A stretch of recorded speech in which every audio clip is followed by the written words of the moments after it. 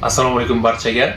Bugun avvalgi videolarimizda aytib o'tilgandek, qimmatbaho metallarni oltin izlovchilar usulida qazib olish faoliyatini amalga oshirish, ularni qazib olishda qanday texnik va xavfsizlik talablari qo'llanilishi, ularga nisbatan qazib olishda qanday uskunalardan foydalanish masalalarini ko'rib chiqamiz. O'zbekiston Respublikasi Vazirlar Mahkamasining 133-sonli qarori bilan tasdiqlangan nizomlar va yer qa'ri to'g'risidagi qonunchilikka muvofiq qimmatbaho metallarni oltin izlovchilar usulida qazib olish faoliyatini amalga oshirish tartibi va ularga nisbatan qo'llanilgan texnik talablar belgilab qo'yilgan. Ushbu faoliyatni amalga oshirishda qimmatbaho metallarni qazib olish faoliyati bilan shug'ullanuvchi tadbirkorlik subyekti ularni qo'lbola usulda yoki kam quvvat talab qiluvchi asbob-uskunalardan foydalangan holda o'z faoliyatini amalga oshirishi belgilab qo'yilgan. Bundan tashqari, mazkur faoliyat bilan shug'ullanuvchi shaxslar yer qa'ri uchastkasida oltin izlovchilar usulida qazib olish faoliyatini amalga oshirish loyihasini ishlab chiqishi, ularni tegishli davlat organlaridan ro'yxatdan o'tkazib, ruxsatini olishi talab etilmasligi belgilangan. Ya'ni, loyiha hujjatlarini ishlab chiqish va tegishli davlat ro'yxatidan o'tkazish talab etilmaydi. Bundan tashqari, ushbu faoliyatni boshlashdan avval tegishli davlat organlarini ogohlantirish talab etilgan. Yer qa'ri uchastkasida oltin izlovchilar usulida qazib olish faoliyatini amalga oshirishda yer qa'ri uchastkasi mulkdori talablari belgilangan. Ya'ni ular o'ziga mulk huquqi asosida tegishli bo'lgan 10 tonnagacha yuk ko'tarish qobiliyatiga ega bo'lgan yuk mashinalari, burg'ulash vositalari, kavushning hajmi 2 kub metrdan yuqori bo'lmagan ekskavator va boshqa texnika vositalaridan foydalanishi belgilangan.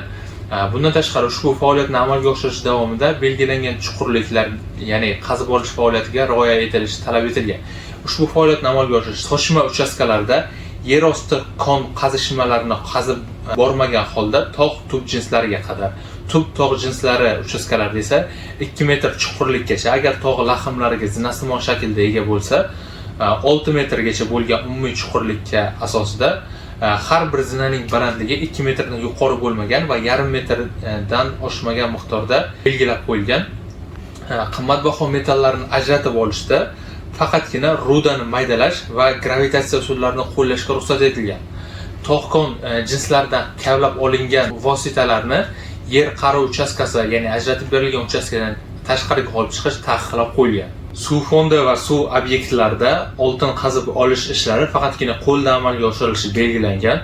Bundan tashqari, yer qa'ri uchastkasi mulkdori tomonidan quyidagi harakatlarni amalga oshirish taqiqlangan. Ya'ni suv obyektining tabiiy relyefini buzuvchi harakatlarni amalga oshirish. Bundan tashqari, suv fondi va suv obyektlarida qazib olish ishlarini buldozer va ekskavator orqali amalga oshirish taqiqlangan. Bundan tashqari, ushbu faoliyatni amalga oshirishda portlovchi va kimyoviy moddalardan foydalanish, kapital inshootlarni barpo etish va tuproqni ajratib olingan jinslarni belgilab berilgan yer uchastkasidan tashqariga olib chiqish taqiqlab qo'yilgan. Yangi kon qazish mashqlarini amalga oshirishda avvalgilari biror narsa bilan to'ldirish talab etiladi.